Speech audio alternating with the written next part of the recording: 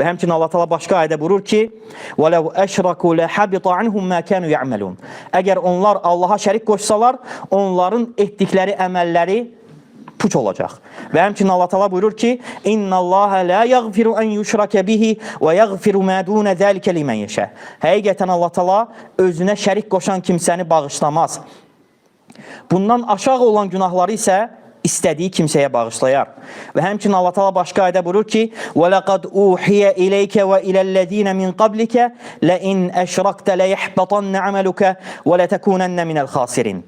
Artıq sənə və səndən əvvəlki peyğəmbərlərə də vəhy etdik ki, əgər Allaha şərik qoşsan, sənin əməllərin puça çıxar və qiyamət günü uduzan kimsələrdən olarsan. Fallahu xalaqana və razaqana və lem yetrukna həmələn. Allah Teala bizi yaratdı və bizə ruzi verdi və bizi başlı başına buraxmadı.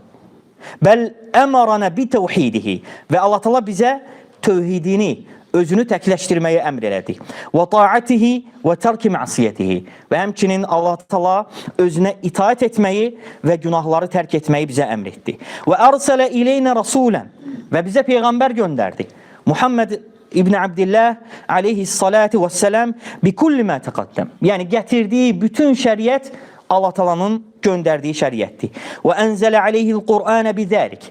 Və bununla belə Allah Taala Peyğəmbər sallallahu aleyhi və səlləmə Quranı nazil elədi. Linəstəqimə alə mə fihi minəl hudə. Yəni Quran-ı Kərimdə olan hidayətlə biz doğru yol üzərində olaq. Və nə'mələ bimə fihi minəl əvamiri və nəntəhi əmmə fihi minən nəvahi. Həmçinin Quran-ı Kərimdə buyurulan əmirləri yerinə yetirməyə və orada olan qadağanlardan çəkinməyə. Alə yedi Muhammedin Rasulillah xatəməl nəbiyyin vəl mürsəlin.